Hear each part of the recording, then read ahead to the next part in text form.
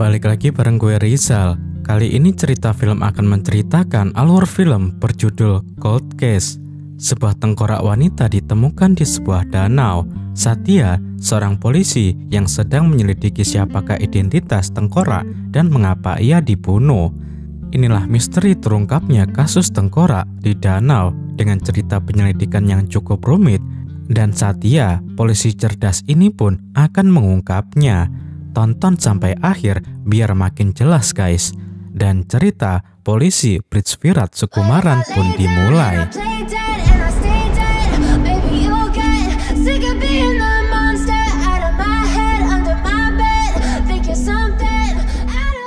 Meda adalah jurnalis yang bekerja di stasiun televisi yang bertugas membuat program acara tentang cerita mistis. Akhir-akhir ini, acara Meda mengalami penurunan rating. Meda terus disindir oleh salah satu bosnya bernama Rosni. Rosni adalah istri direktur stasiun televisi itu sekaligus anak pemilik stasiun televisi. Meda telah bercerai dengan suaminya. Ia berencana menyewa rumah kecil di pinggir desa bersama anak gadisnya. Meda juga mempunyai adik yang meninggal karena bunuh diri. Adik Meda memberikan sebuah boneka kepada anak Meda. Sejak itu, anak Meda sangat menyukai boneka itu. Beberapa hari kemudian, Meda bertemu dengan pemilik rumah yang menyewakan rumahnya. Setelah melihat-lihat rumah itu, Meda merasa cocok dan langsung menyewanya. Suatu pagi, seorang nelayan menemukan tengkorak di dalam kresek sampah di pinggir danau di Provinsi Kerala.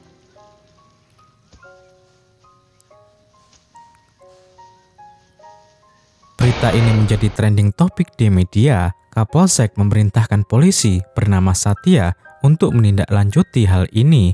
Satya pun langsung pergi ke TKP. Di TKP, Satya menemukan tengkorak bergigi satu.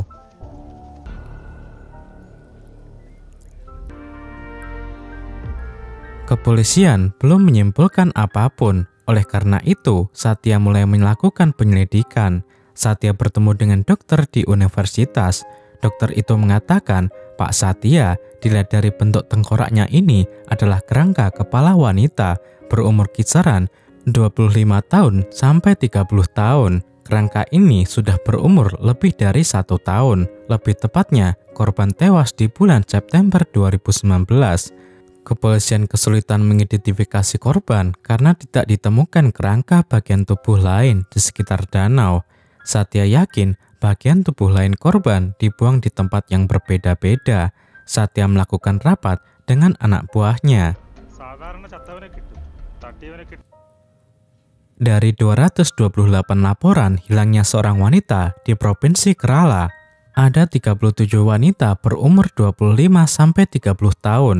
Satya memerintahkan anak buahnya untuk mencari data-data lengkap mengenai 37 wanita itu. Kemudian data itu akan dicocokkan dengan data anatomi tengkorak yang ditemukan.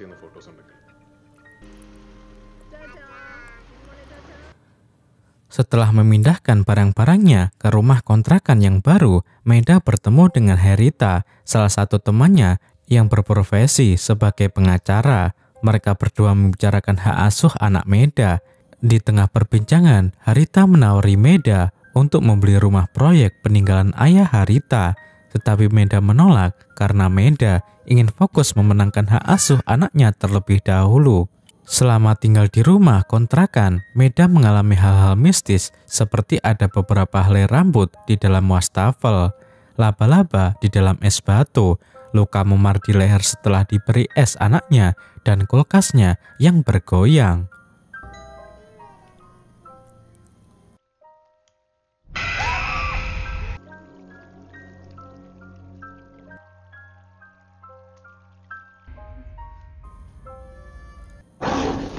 Hari itu, Meda dan anaknya tertidur lelap. Seluruh kamarnya dibanjiri dengan air. Meda kaget melihat hal itu. Besok pagi, Meda curhat kepada temannya di kantor. Meda merasa bahwa di rumahnya ada roh halus. Temannya menyarankan agar Meda berkonsultasi dengan paranormal bernama Zahra. Sore hari, Meda dan temannya pergi ke rumah Zahra. dan membicarakan hal itu.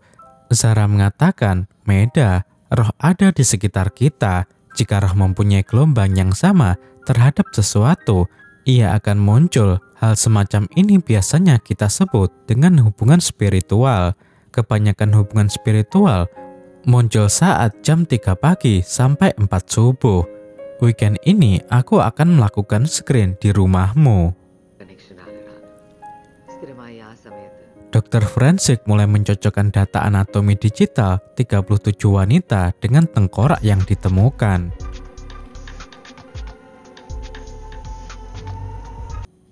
Setelah mencocokkan hasilnya, tidak ada yang match. Dokter forensik menawarkan opsi lainnya kepada Satya, yaitu dengan merekonstruksi ulang secara digital tengkorak yang ditemukan, lalu mencocokkan dengan data 37 wanita yang hilang. Satya terus membicarakan kasus ini dengan anak buahnya. Tiba-tiba Paman Satya menunggu di depan kantor polisi. Mereka berdua mengobrol. Paman Satya adalah orang pemabuk yang suka jalan-jalan keliling India untuk memperdalam ritual agama. Paman Satya sering meminta uang kepada Satya. Karena kasihan, Satya memberinya uang. Dari perbincangan Satya dan pamannya, Satya berasumsi korban tidak memiliki keluarga, karena jika ada orang yang hilang yang memiliki keluarga, pastilah keluarganya melaporkan kepada kepolisian. Tetapi di kepolisian tidak ditemukan data yang cocok dengan tengkorak yang ditemukan. Artinya, korban mungkin yatim piatu atau laporan hilangnya korban tidak dilaporkan kepada polisi. Satya masih penasaran dengan gigi satu pada tengkorak, karena biasanya jika mayat terendam lama di dalam air, maka semua giginya akan hancur. Satya bertemu dengan dokter ahli gigi di Chennai. Dokter ahli itu mengatakan, Pak Satya, dari X-ray tengkorak bergigi satu ini, saya dapat mengambil kesimpulan bahwa korban melakukan transplantasi gigi sebelum meninggal. Satya langsung memerintahkan anak buahnya untuk mengecek setiap rumah sakit gigi yang mempunyai pasien transplantasi gigi.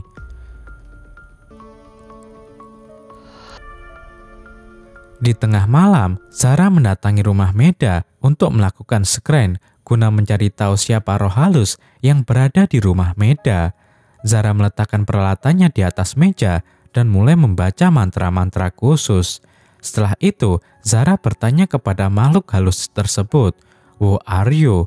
Roh halus tersebut memberitahu namanya dengan membimbing tangan Zahra agar menulis sesuatu di pasir. Di sisi lain, setelah mencari beberapa data di rumah sakit gigi, anak buah Satya akhirnya berhasil menemukan nama pasien yang melakukan transplantasi gigi. Anak buah Satya mengirimkan data wanita itu ke email Satya. Ternyata wanita itu bernama Eva Maria.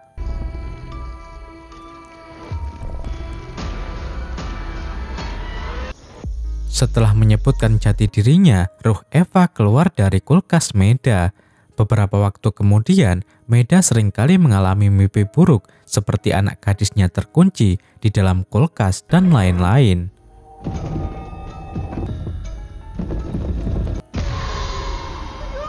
Meda bingung dan bertanya-tanya, ada apa dengan kulkas itu?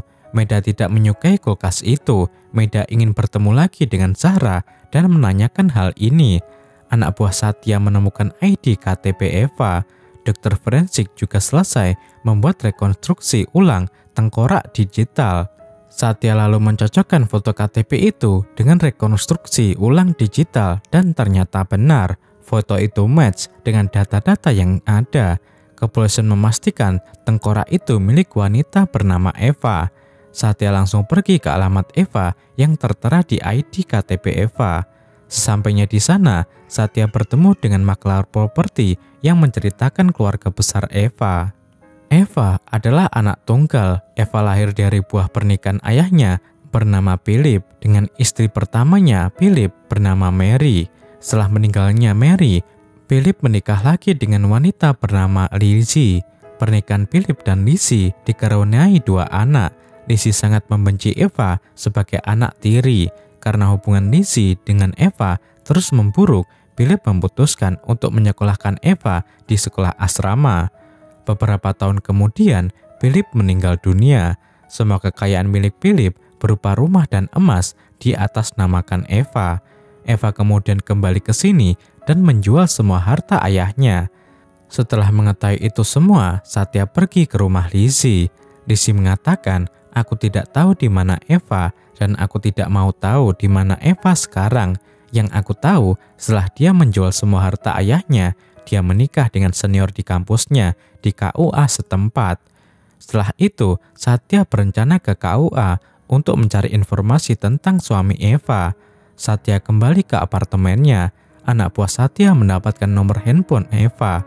Dilihat dari track recordnya, nomor HP terakhir aktif di Tower Varanasi, tanggal 13 April 2020. Artinya seseorang mengaktifkan kembali nomor Eva setelah 7 bulan kematiannya. Nomor HP itu kemudian di-save oleh Satya. DP WhatsApp-nya bergambar Tower Varanasi dan status yang bertuliskan awal yang baru sering diartikan sebagai air yang menyakitkan. Meda bertemu dan mengobrol dengan Zahra di pinggir danau. Meda bercerita tentang mimpi buruknya mengenai kulkas. Zahra mengatakan kulkas itu mempunyai hubungan yang kuat dengan masa lalu Eva. Eva ingin meminta tolong kepadamu karena bagi Eva hanya kaulah yang bisa menolongnya. Meda bertanya kepada Zahra, lalu bagaimana aku bisa menolong Eva yang bahkan tidak aku kenali? Zahra menjawab, Meda, setiap bro yang meninggalkan dunia ini pasti meninggalkan rahasia yang tak terungkap. Kau harus mencari tahu tentang kematian Eva. Pasti ada misteri yang belum terjawab tentang kematian Eva. Meda mulai melakukan penelusuran. Meda menelepon pemilik kontrakan dan bertanya di mana ia membeli kulkas itu. Pemilik kontrakan mengatakan ia membeli kulkas itu di toko elektronik bekas. Sore hari, Meda pergi ke toko elektronik bekas. Meda bertanya dengan pemilik toko di mana ia mendapatkan kulkas itu. Pemilik toko elektronik bekas itu menjawab tidak tahu. Meda mencari nama Eva Maria di halaman Facebook. Ternyata Eva Maria mutualan dengan Harita. Meda menelepon Harita dan bertanya tentang hal ini. Harita menjawab, aku kenal dengan Eva. Dia adalah salah satu klienku. Aku pernah menangani kasus perceraiannya. Mantan suaminya adalah Darsan yang tidak lain adalah bos kamu. Meda sedikit kaget mendengar hal itu. Mega lalu berbincang dengan temannya di kantor. Temannya mengatakan dahulu Pak Darsan menikah dengan juniornya lalu bercerai. Kemudian Pak Darsan menikahi Bu Rosni, anak dari pemilik stasiun televisi ini. Dan sekarang Pak Darsan menjadi direktur perusahaan. Aku tidak kenal dengan mantan istrinya, tetapi mantan istri Pak Darsan bekerja bersama temanku. Jika kau mau, kita bisa meminta info dari temanku itu. Satya pergi ke KUA dan mendapatkan informasi tentang pernikahan dan perceraian Eva dengan mantan suaminya bernama Darsan. Satya langsung mendatangi rumah Darsan. Darsan menceritakan semuanya kepada Satya. Darsan mengatakan, Eva adalah juniorku di kampus. Aku menikah dengan Eva. Aku dan Eva lalu tinggal di rumah kontrakan di belakang rumah sakit. Beberapa bulan kemudian, ayah Eva memberikannya warisan 5 miliar rupiah kepada Eva berupa surat tanah dan emas. Aku meminjam uang itu kepada Eva untuk membuat sebuah proyek film. Seiring berjalannya waktu, aku dan Eva tidak sejalan. Eva menggugat cerai. Eva meminta uang 5 miliarnya kembali, sedangkan aku tidak mempunyai uang sebanyak itu. Aku lalu ditolong ayah Rosni yang tidak lain adalah pemilik stasiun televisi itu, sekaligus mertuaku sekarang. Ia meminjamiku uang untuk mengembalikan uang Eva. Setelah aku resmi bercerai dengan Eva, aku lalu menikah dengan Rosni. Sejak itu, aku tidak tahu kabar Eva lagi. Yang aku tahu, ia ingin melakukan perjalanan ritual agama. Setelah menceritakan semuanya, Satya lalu memberitahu Darsan bahwa Eva sudah meninggal. Darsan kaget mendengar hal itu. Besok pagi, Satya ditelepon dokter ahli gigi di Chennai. Ia mengatakan polisi Tamil Nadu menemukan kresek sampah yang berisi kerangka tangan manusia pada tahun lalu di desa kecil di desa Tokalai. Provinsi Tamil Nadu. Mungkin itu bisa membantu penyelidikanmu. Satya senang mendengar penemuan ini. Satya bertemu dengan polisi Tamil Nadu untuk melihat laporan penemuan kerangka tangan di dalam kresek sampah. Ternyata di tangan itu juga terdapat rambut.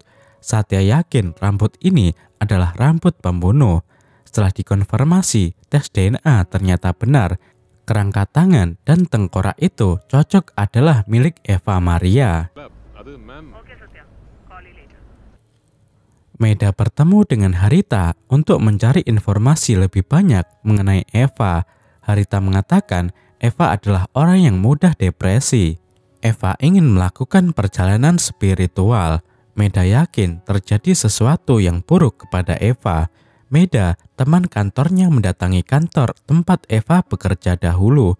Mereka berdua mengobrol dengan salah satu teman kerja Eva dahulu. Ia mengatakan Eva dahulu tinggal di hostel Saki. Terakhir aku mengirim WhatsApp kepadanya untuk mengundangnya ke pernikahanku. Tapi ia membalas WhatsAppku dengan mengatakan tidak bisa hadir karena sedang melakukan perjalanan ritual agama. Aku mengirim WhatsApp pada Januari 2020. Meda mencari tahu alamat rumah Eva dan pergi ke sana. Meda juga pergi ke hostel Saki. Satya bertemu dengan pemilik kontrakan yang ditempati Eva dan Darsan dahulu. Pemilik kontrakan itu memberikan barang-barang Eva yang tidak Eva ambil. Satya melihat barang-barang itu adalah kenangan saat Eva dan Darsan masih saling mencintai. Pemilik kontrakan itu mengatakan, Pak Satya, malam itu hujan deras, tepatnya bulan September 2019. Aku melihat Eva di dalam mobil bersama seorang wanita. Aku mencoba memanggilnya, tetapi Eva tidak mendengarku. Satya yakin wanita yang bersama Eva itulah pelakunya.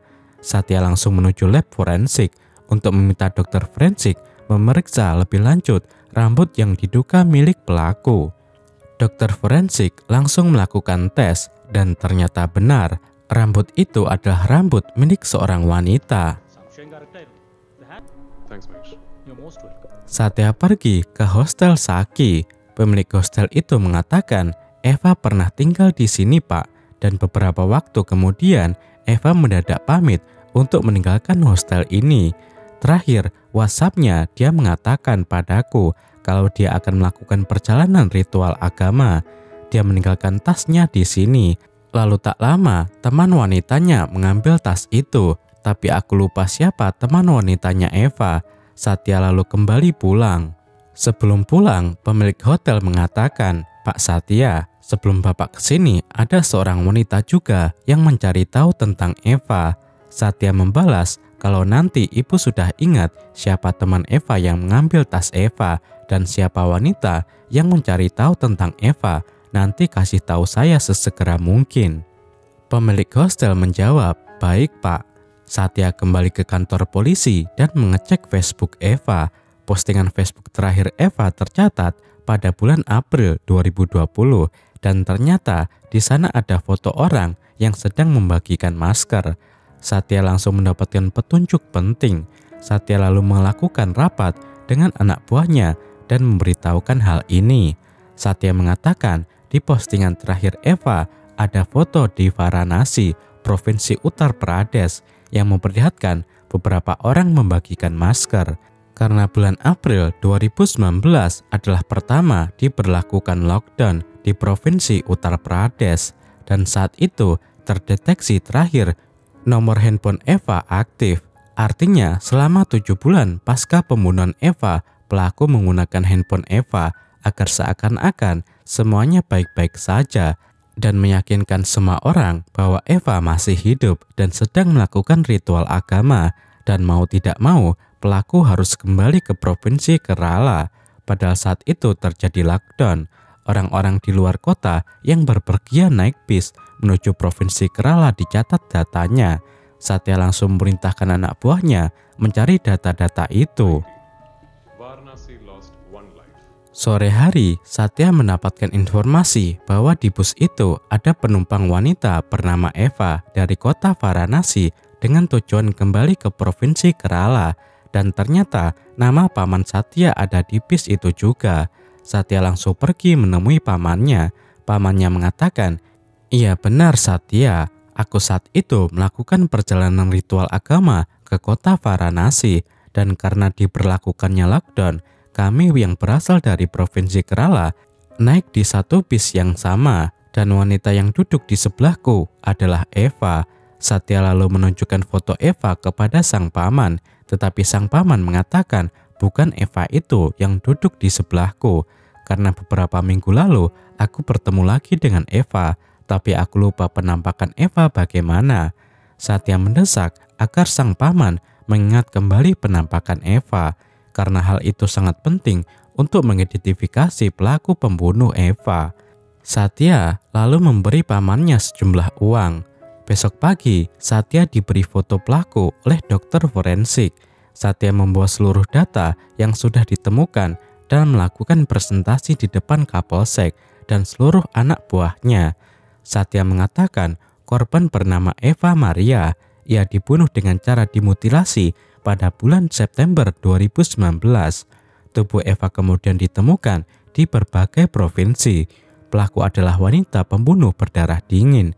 Pembunuhnya masih hidup dan ada di sekitar kita. Motif pelaku sederhana yaitu uang. Eva mempunyai banyak aset berupa tanah dan emas. Saat pelaku tahu Eva tidak mempunyai keluarga, pelaku berencana membunuh Eva. Selain uang, pelaku juga mengambil data diri Eva untuk menghilangkan jejak.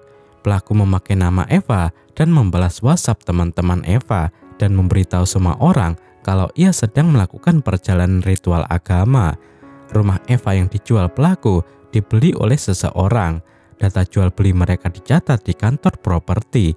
Terlihat di sana foto Eva bukan foto Eva yang asli, tapi foto pelaku. Pelaku hanya menggunakan nama Eva. Sampai saat ini yang saya punya hanyalah foto. Saya belum tahu nama asli pelaku, tapi saya terus mencarinya karena kalau kita sebarkan foto pelaku, nanti pelaku akan kabur melarikan diri. Pak Kapolsek beri waktu aku 72 jam dan aku berjanji akan menangkap pelaku. Satya terus melakukan pengejaran, namun tiba-tiba pemilik hostel menelepon dan mengatakan, "Pak Satya, wanita yang mencari info tentang Eva sekarang ada di TV, Pak." Satya terkejut mendengar hal itu. Ternyata Medala yang mencari tahu info tentang Eva. Satya langsung bertemu dengan Meda di sebuah kafe. Meda menceritakan awal mula ia mencari tahu tentang Eva, tetapi Satya justru tertawa dan tidak percaya dengan hal-hal gaib yang Meda ceritakan. Meda juga mengatakan ia tahu semua tentang Eva karena diberitahu oleh temannya, seorang pengacara bernama Harita.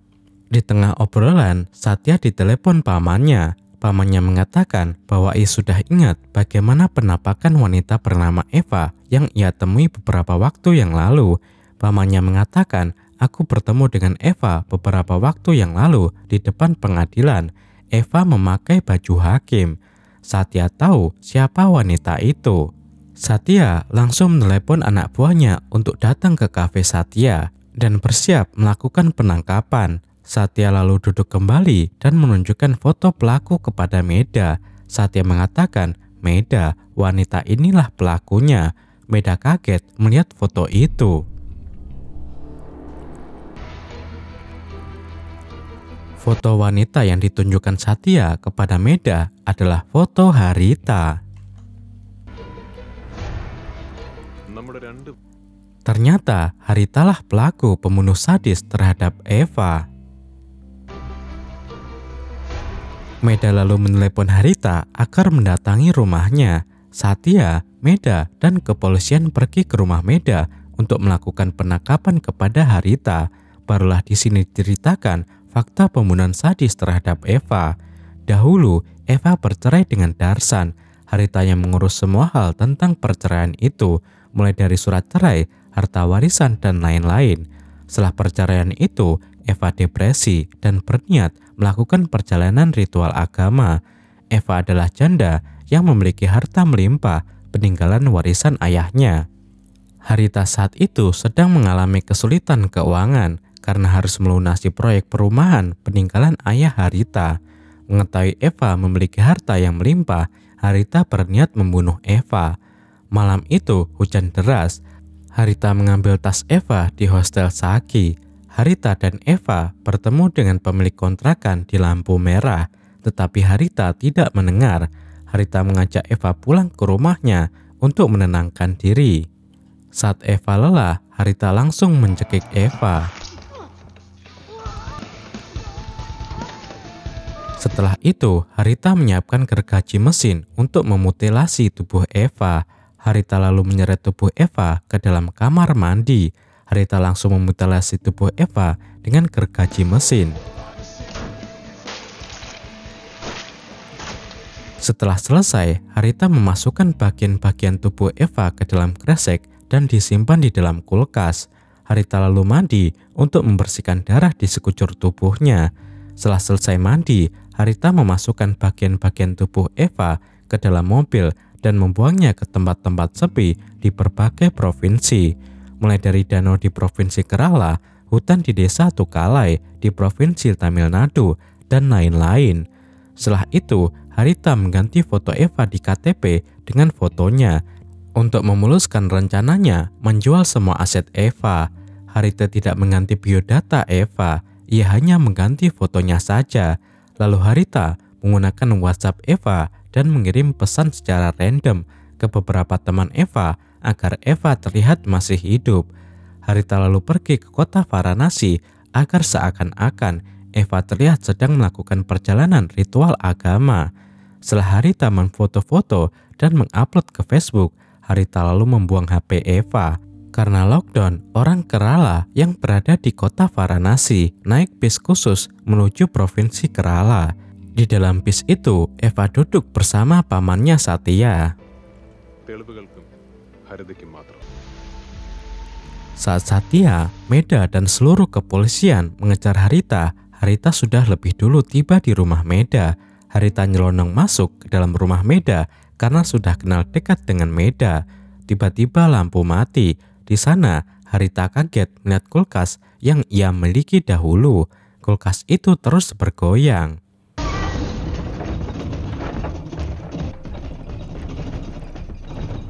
Kulkas itu adalah tempat ia menyimpan bagian tubuh Eva.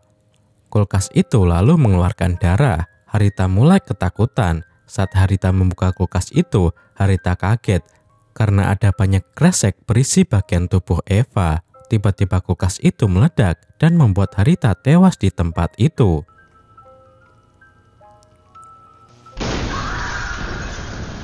Besok pagi, media dan kepolisian memadati rumah Eva.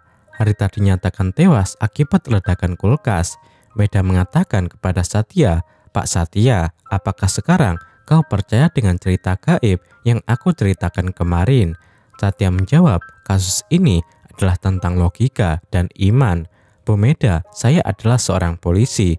Saya harus berpikir logis dalam memecahkan sebuah kasus." Dan film pun berakhir.